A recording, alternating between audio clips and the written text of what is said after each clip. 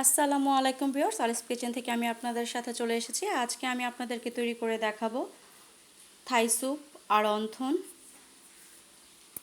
এই থাই স্যুপটি আমি সম্পূর্ণরূপে ডিম ছাড়া আমি তৈরি করেছি। আশা করছি ভিডিওটি ভালো লাগবে। ভালো লাগলে অবশ্যই চ্যানেলটাকে সাবস্ক্রাইব করে দেবেন, লাইক কমেন্ট শেয়ার করতে ভুলবেন না। যারা ফেসবুক থেকে দেখছেন লাইক কমেন্ট করে দিবেন এবং পেজটাকে ফলো দিয়ে রাখবেন। এখানে আমি চিকেন নিয়েছি হাফ কাপ, আর এখানে আমি 15 পিসের মতো চিংড়ি মাছ দিয়েছি মাঝারি সাইজের। এখন আমি এখানে দিয়ে দিচ্ছি আদা কুচি। এখানে আমি 4-5টি আমি স্লাইস করে নিয়েছি পাতলা পাতলা করে। আর এখানে আমি আস্ত দুটো কাঁচামরিচ দিয়ে দিচ্ছি। এখন আমি দিয়ে দিব লেমন গ্রাস। লেমন গ্রাসটা একটু বেশি দেওয়ার চেষ্টা করবেন। এখানে আমি স্বাদ মতো লবণ দিয়ে দিচ্ছি, হাফ চামচ গোলমরিচ গুঁড়ো। এখানে আমি 1 টেবিল চামচ সয়া সস দিয়ে দিলাম। এখন আমি এখানে 4 টেবিল চামচের মতো টমেটো কেচাপ দিচ্ছি। আমি পরে আরও অ্যাড করব, আরও 2 টেবিল চামচের মতো আমি টমেটো কেচাপ অ্যাড করব। এখানে দিয়ে দিলাম 1 টেবিল চামচ চিনি, আর এখানে আমি 2 টেবিল চামচ কর্নফ্লাওয়ার দিয়ে দিচ্ছি। এখন সবগুলো উপকরণ আমি ভালো করে মিক্সড করে নিব, যাতে মাংসের গায়ে এবং মাছের গায়ে সম্পূর্ণভাবে মশলাটা ভালোভাবে মিক্সড হয়। আমি এটাকে এই মিশ্রণগুলোকে আমি 5 মিনিট রেস্টে রাখব। এই তো আমার রেস্টে রাখা হয়ে গিয়েছে, আমি 5 মিনিট রেস্টে রেখেছিলাম। এখন এটাকে আমি রান্না করব। আজকে আমি এই হাঁড়ির মধ্যে স্যুপটি তৈরি করব। এত নিয়ে নিয়েছি। এখন আমি এখানে অ্যাড করব পানি। আজকে আমি 3 জনের জন্য আমি স্যুপটা তৈরি করব, 3 বাটি। তো এখানে আমি মেপে 4 বাটি পানি নিয়েছি, সেটা আমি এখানে অ্যাড করে দিচ্ছি। এখন আমি ভালো করে একটু নেড়ে দিচ্ছি নিচ থেকে, যাতে কোনো মশলা বা কর্নফ্লাওয়ার দেওয়ার কারণে নিচে দলা পেকে থাকে। তো ভালো করে নেড়ে দিতে হবে। তো আমি চুলাতে বসিয়ে দিয়েছি।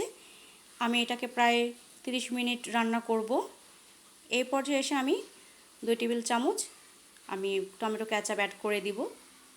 এই তো দেখুন আমার কালারটা চলে এসেছে আর ঘন হয়ে এসেছে। আমি আরেকটু রান্না করব। আমি এখানে কোনো প্রকার কালার ইউজ করিনি।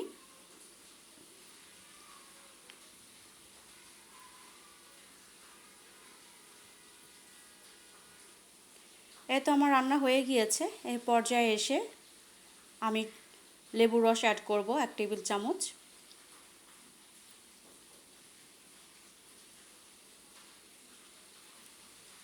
এতে আমি লেবুর রস দিয়ে দিচ্ছি। এখন আমি একটু নেড়ে দিব এবং বলক ওঠা আগ পর্যন্ত আমি অপেক্ষা করব। এই তো আমার স্যুপটার মধ্যে বলক উঠে এসেছে। আমি চুলাটা অফ করে দিয়েছি। আমার স্যুপ রান্না একদম তৈরি হয়ে গিয়েছে। এখন আমি আপনাদেরকে সার্ভ করে দেখাচ্ছি। দেখুন কতটা পারফেক্ট হয়েছে। আজকে আমি এই স্যুপটি রান্না করেছি সম্পূর্ণ ডিম ছাড়া, ডিমের কুসুম ছাড়া, এবং আমি এখানে কোনো প্রকার প্যাকেটেরও কোনো থাই স্যুপ আমি এখানে ব্যবহার করিনি।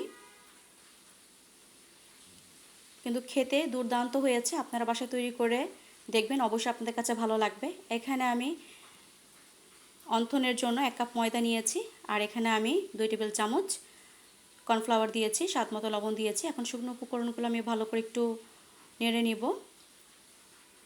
এখন আমি এখানে অ্যাড করব পানি। আমি অল্প অল্প করে পানি দিয়ে নিব।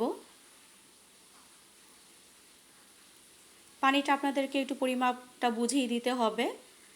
আপনার ডোটা যদি সুন্দর হয়, ময়ামটা যদি আপনি খুব ভালো করে মেখে নেন এবং ডোটা যদি পারফেক্টভাবে তৈরি করতে পারেন, আপনার অন্থনটা খুব ক্রিস্পি হবে, অনেকক্ষণ পর্যন্ত ক্রিস্পি থাকবে। আবার এখানে আমি যেহেতু কর্নফ্লাওয়ার দিয়েছি, এতো আমার ডোটা দেখুন কতটা পারফেক্টলিভাবে হয়েছে। বেশি নরমও হয়নি, আবার শক্তও হয়নি, খুব ভালোভাবে মাখা যাচ্ছে।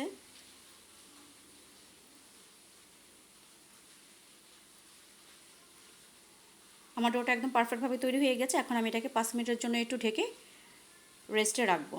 এখন আমি চিকেনের পুরটা আমি তৈরি করব। এখানে আমি চিকেন টুকরো করে নিয়েছি। এখানে আমি হাফ চামচ আদা রসুন বাটা, স্বাদ মতো লবণ, গোলমরিচ গুঁড়ো হাফ চা চামচ, আর দিয়ে দিচ্ছি 1 চা চামচ সয়া সস দিয়ে এটাকে আমি ব্লেন্ড করব। আমি 5 সেকেন্ড ব্লেন্ড করব, এর থেকে বেশি ব্লেন্ড করা যাবে না। এখন আমি এখানে অ্যাড করছি ক্যাপসিকাম কুচি আর গাজর কুচি। এটা একবারই অপশনাল, আপনারা চাইলে দিতেও পারেন, নাও দিতে পারেন, এতে কোনো সমস্যা হবে না। এখন আমি পেঁয়াজ কুচি দিয়ে দিচ্ছি 1 টেবিল চামচ, আর দিয়ে দিচ্ছি 1 চা চামচ কাঁচামরিচ কুচি দিয়ে এটাকে ভালো করে মেখিয়ে নেব। এই তো আমার পুরটা একদম রেডি হয়ে গিয়েছে। এখন আমি তৈরি করে দেখাচ্ছি। আমি আগের থেকে করে রেখেছিলাম অফ ক্যামেরায়, অনেকগুলো অন্থন বানিয়ে রেখেছি, আপনাদের সুবিধার্থে আমি দেখিয়ে দিচ্ছি দুটো করে। আমি প্রথমে পাতলা করে রুটি বেলে নিয়েছি, তারপর আমি মাঝখান থেকে কেটে নিয়ে আমি 4 টুকরো করে নিয়েছি। আমি অল্প অল্প করে পুরটা দিয়ে দিয়েছি মাঝখানে। আর দেখুন আমি কিভাবে কোট করে অন্থনটা তৈরি করেছি, খুবই সহজ।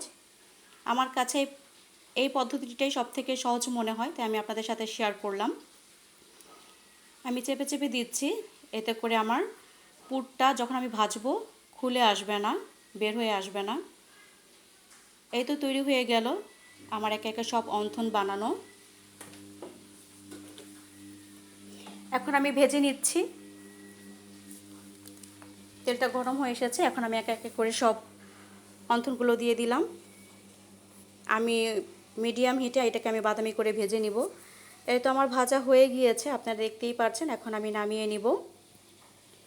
এই তো আমার অন্থন ভাজা একদম কমপ্লিট হয়ে গিয়েছে। দেখুন কতটা ক্রিস্পি হয়েছে এবং খুব সুন্দরভাবে তৈরি হয়ে গিয়েছে। এটা খেতে খুবই মজা। তৈরি হয়ে গেল আমার আজকে দুটো রেসিপি।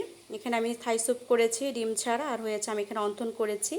আশা করছি রেসিপিটি ভালো লাগবে। ভালো লাগলে অবশ্যই আমাকে কমেন্ট করে জানাবেন। আজকের মতো এখানেই বিদায় নিচ্ছি। আল্লাহ হাফেজ।